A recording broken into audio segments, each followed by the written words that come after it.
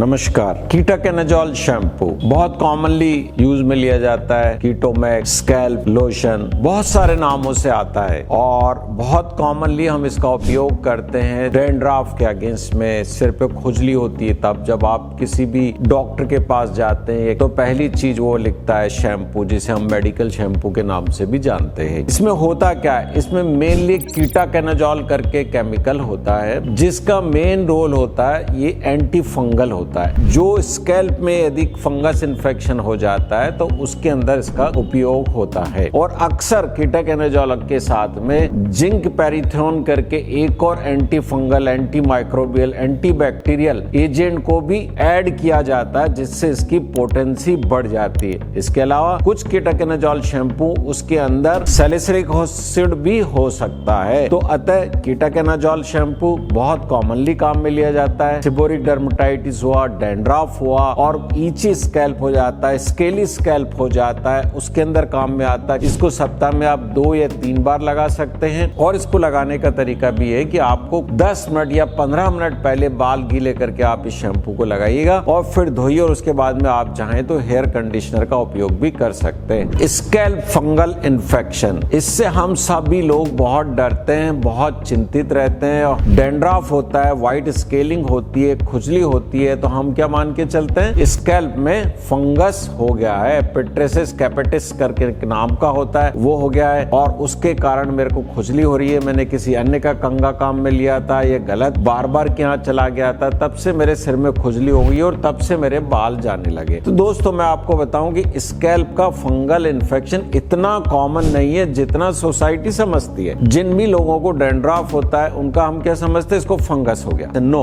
ये फंगस नहीं होता है।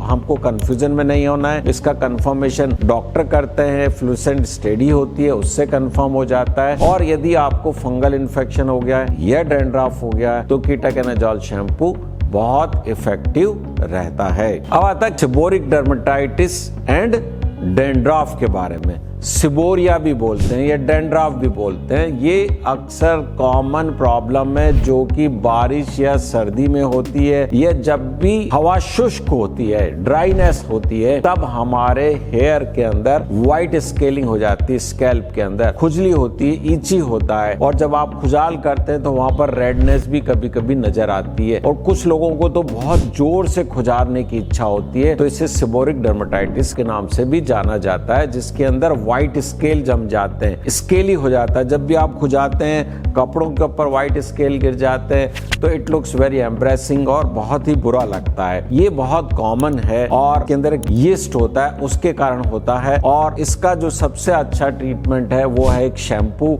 कीटोकेनाजोल शैम्पू, जिसके अंदर जिंक पैरिथ्रोन होता है। और ये सारे के सारे सेबोरिक डर्मेटाइटिस या डैंड्रफ के उपयोगी है। सबसे महत्वपूर्ण ये कि इसको कुछ समय पूर्व लगाना चाहिए। अब आता है सोरियासिस के बारे में हम बात करते हैं। स्कैल्प में भी हो सकता है और शरीर के कहीं पर भी ये सोरियासिस हो सकता है। सबसे पहले तो डायग्नोसिस इंपॉर्टेंट होता है। अक्सर स्कैल्प सोरियासिस सेबोरिक डर्मेटाइटिस के अंदर काफी हद तक सिमिलरिटी होती है। खुजली होती है, स्केलिंग होती है और रेडनेस होती है। ये तीनों साइन सिबोरिया में भी होते हैं और सोरियासिस में होते हैं। सोरियासिस एक ऑटोइम्यून डिजीज है, वेल डिफाइंड अभी तक इसका ट्रीटमेंट नहीं है, लेकिन यदि आपको हो गया है तो आपको डर्मेटोलॉजिस्ट को कंसल्ट करना चाहिए। डॉक्टर आपको स्टेरॉइड, ओरल स्टेरॉइड की भी एडवाइस करता है। अब आता है how to use ketoconazole shampoo. Ketoconazole shampoo एक एंटी फंगल या एंटी डैंड्रफ या एंटी सेबोरिक डर्मेटाइटिस जब होती है तो उसके लिए कीटोकेनाजोल शैम्पू काम में लिया जाता है और इसका उपयोग बहुत महत्वपूर्ण है।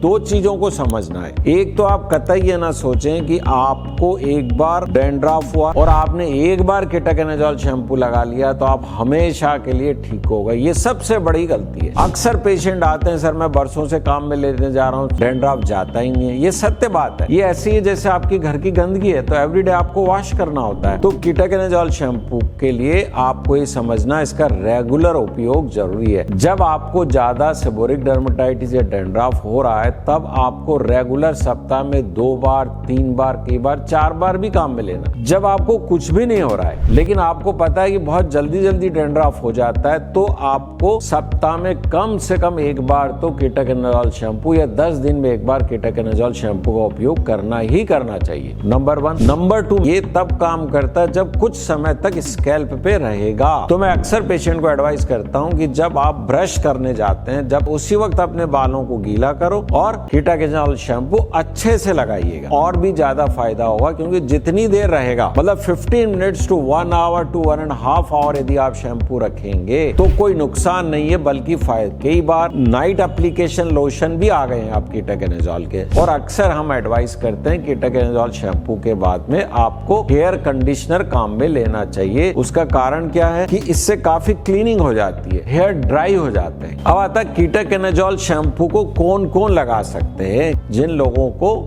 सेबोरिक डर्मेटाइटिस, डैंड्रफ हो गया, काफी खुजली हो रही है, रेडनेस हो रही है, व्हाइट स्केलिंग हो रही है, उसको आप कीटोकेनाजोल शैम्पू लगा सकते हैं। कीटोकेनाजोल शैम्पू में वेरियस कॉम्बिनेशन आते हैं। जिंक पैरिथॉन बहुत कॉमनली उसके अंदर ऐड होता ही होता है।